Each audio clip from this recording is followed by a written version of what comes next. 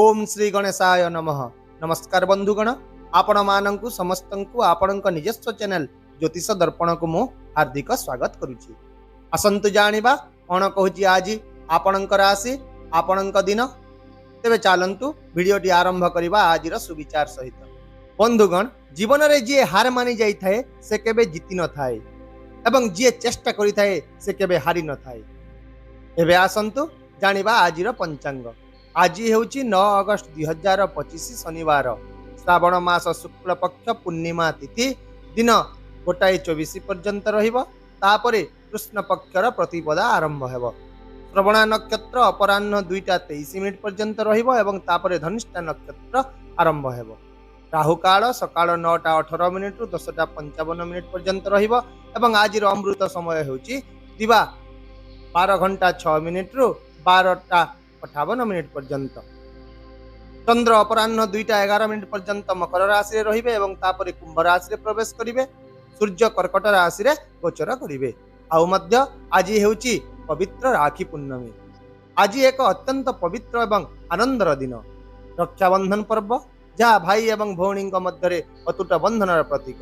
यह केवल एक पर्व नुहे बरं जीवन सारा जड़ित एक भावनार सूत्र मध्य। तेबे आज राखी बांधिबार शुभ समय सकाळ 5:46 रु अपराह्न 1:24 पर्यंत, मोट 7 घंटा 36 मिनिट रहिबो। एही समय रे भाई और भौणी मानक प्रेम को अधिक शुभ फल मिलिबो।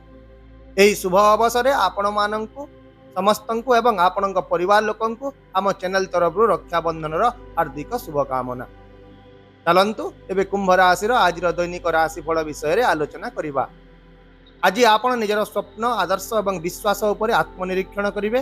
तेणु आज आपण निजर भय एवं असुरक्षा को प्राधान्य विस्तार करने को दिंतु नाही। यह छड़ा आपण जीवन में आज एक विशेष आलोचना किंबा साक्षातर संकेत रही। यही आलोचना सरल किंबा संघर्षपूर्ण मध्य होई पारे।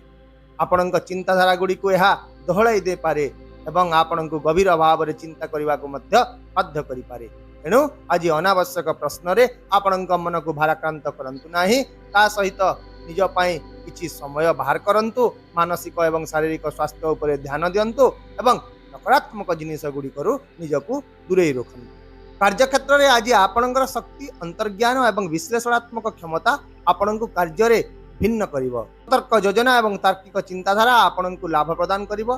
किंतु आपण आज निज सहकर्मी परामर्श को गुरुत्व दियंतु, कारण सेमाने आपणक पाई किछि नूतन सुजोग खोली पारंती।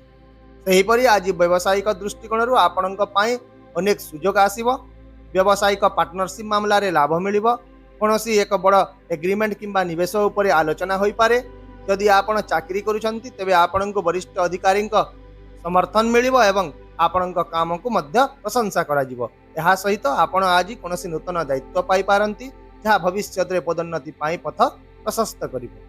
राजनीति, गणमाध्यम, शिक्षा एवं सेवा क्षेत्र सहित जड़ित लोकंक पाई मध्य दिनटी विशेष भाव में अनुकूल रहिबा को जाउची। आज आपण कोनोसी सरकारी प्रकल्पर लाभ मध्य पाई पारंती। एहा छडा आज छोट किंबा दीर्घ दूरता यात्रार संभावना रही। विशेषकर काम किंबा अध्ययन सहित जड़ित हेबो। यात्रा लाभदायक एवं सुखद हेबो। एहा सहित आपण को आज नूतन संपर्क एवं सुजोग किछि मिलि पारे, जहा भविष्य रे बहुत उपयोगी हेबो। सेही परि आज दिनटी छात्र छात्री माननक पई पाठ पढ़ा रे एकाग्रता वृद्धि करने को जाउची। शिक्षा एवं गवेषणा सहित जड़ित व्यक्ति माने किछि नूतन सफलता पाइबे। जेकोसी प्रतियोगितामूलक परीक्षा किंबा साक्षात्कार पई प्रस्तुत होता छात्र छात्री माने वरिष्ठ व्यक्ति मार्गदर्शन रु आज उपकृत हेबे। आर्थिक दृष्टिकोण रु दिनटी स्वाभाविक अपेक्षा भल रहिबो। अत्यधिक खर्च करबा ठारू आपण दूरे रहंतु, नचेत बजेट खराब होई पारे। विशेषकर संपत्ति बीमा किंबा कोनोसी दीर्घकालीन योजना रे निवेश पई समय भल रहिबो।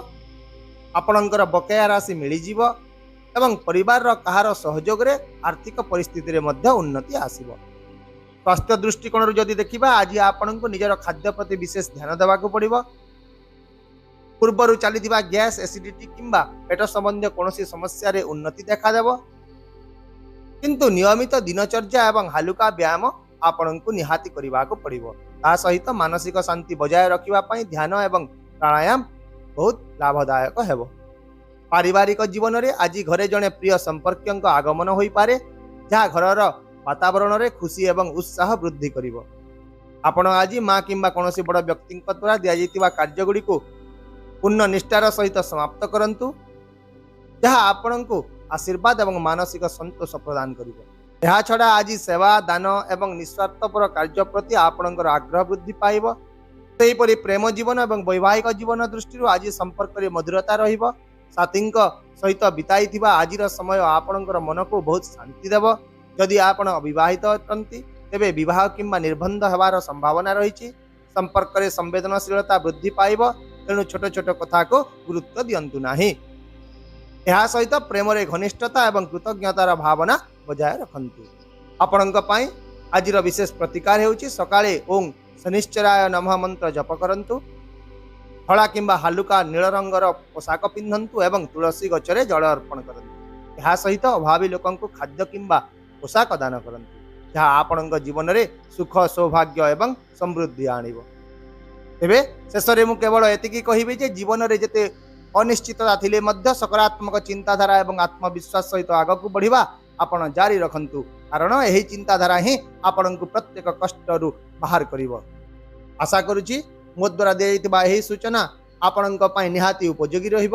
ଯଦି ଆପଣଙ୍କୁ ଆମର ଏହି ଭିଡ଼ିଓଟି ପସନ୍ଦ ଆସିଲା ତେବେ ଦୟାକରି ଭିଡ଼ିଓଟିକୁ ଗୋଟିଏ ଲାଇକ୍ କରନ୍ତୁ, ସେୟାର କରନ୍ତୁ, ଆପଣଙ୍କର ମତାମତ କମେଣ୍ଟରେ ନିଶ୍ଚୟ ଜଣାନ୍ତୁ ଏବଂ ଚ୍ୟାନେଲକୁ ଯଦି ନୂଆ ଦେଖୁଛନ୍ତି ସବସ୍କ୍ରାଇବ୍ କରିବାକୁ ଭୁଲନ୍ତୁ ନାହିଁ, କାରଣ ପ୍ରତ୍ୟେକ ଦିନ ଆମେ ଆପଣଙ୍କ ପାଇଁ ଆଣିଥାଉ ସଠିକ୍, ସହଜ ଏବଂ ନିର୍ଭରଯୋଗ୍ୟ ରାଶିଫଳ।